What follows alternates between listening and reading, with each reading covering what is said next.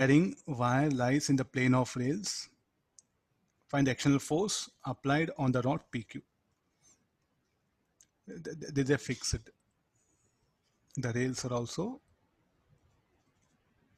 fixed here.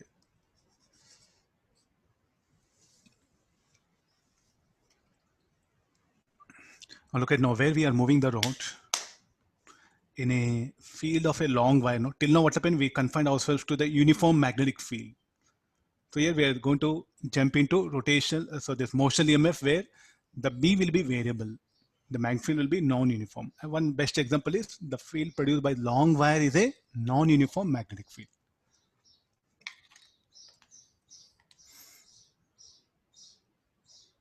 How to write this set of equation?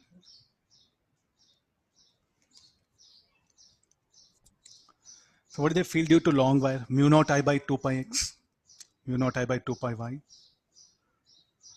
So let's take there's a long wire.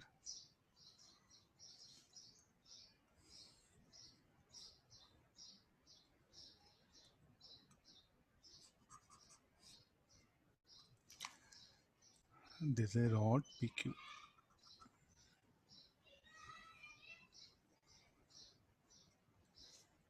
And there's a long wire.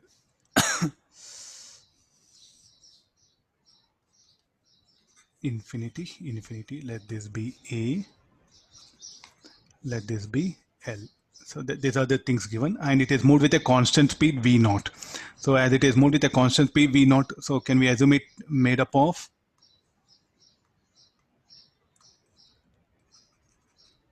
a cell? Because this is what we used to do approximation, a moving rod similar to like a cell. And what is a B bar? How B bar will be out of the plane? Look at here. The direction of B bar is going to change and will not be uniform. Will not be uniform. Will be non-uniform. At different points will be different. So B bar everywhere will be out of the plane. What should be the direction of induced current? The rod is moved towards right with a constant speed V naught. Okay, let's come for flux positive from Faraday's law. So from conventions, positive flux increases d phi by dt, positive. EMF induced, negative means in what direction the current should flow in clockwise.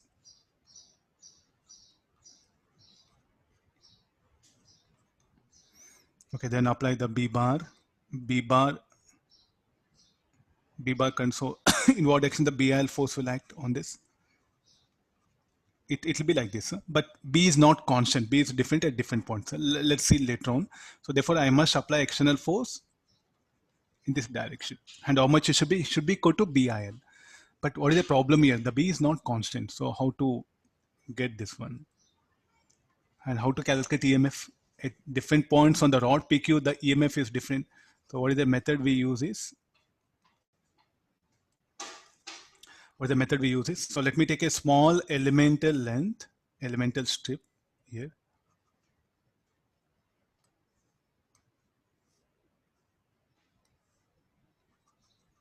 Let me show in this diagram. So let it be at a distance.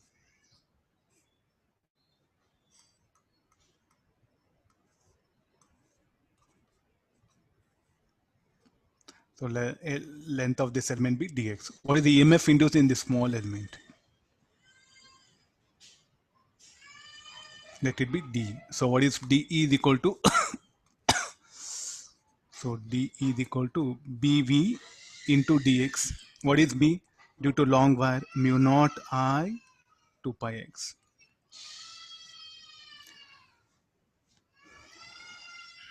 I is a current in long wire. Say there's a long wire. Again, don't mess up things. Small I, capital I are different. Small I is induced current. Capital I is the current flowing in the long wire.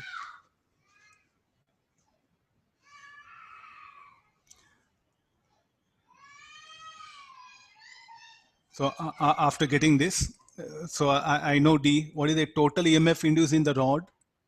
PQ. So it should be, the limit should be from A to A plus L. The EMF induced mu naught I 2 pi x 2 pi dx by x. So this should be A to A plus L.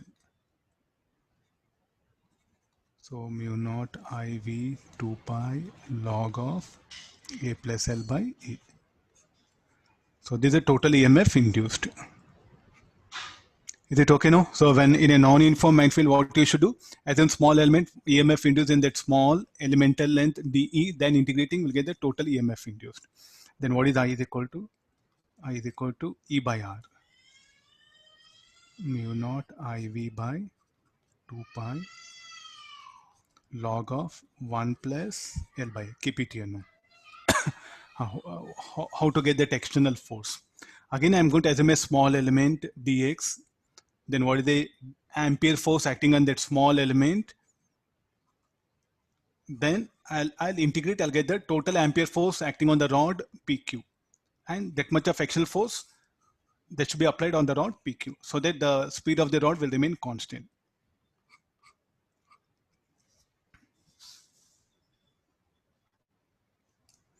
All these are there in EDO. I just picked up. All these are very basic fundamental questions. Let's take the force, BIL force. DFB is equal to BI into dx. What is B? Mu naught I 2 pi x. I is a constant, no? Just leave it here into dx. So this will be mu naught I 2 pi dx.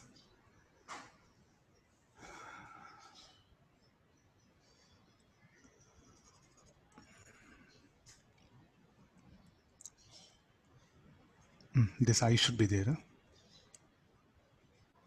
Then again it should be A to A plus L. So mu naught I 2 pi and this I log of A plus L by A.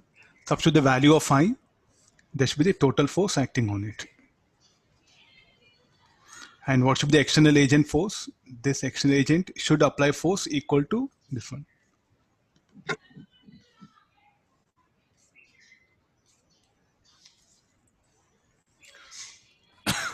Just see once. So now where you should apply at the midpoint?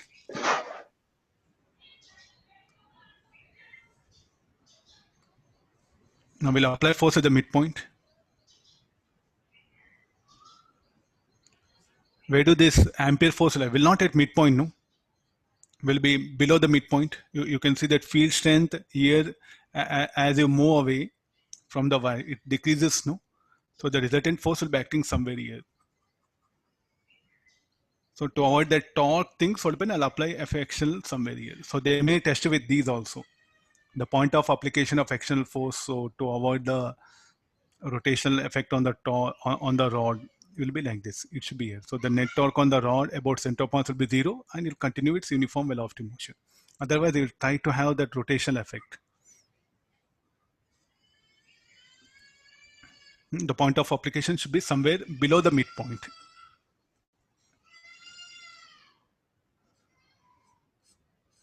Okay, now I am bringing the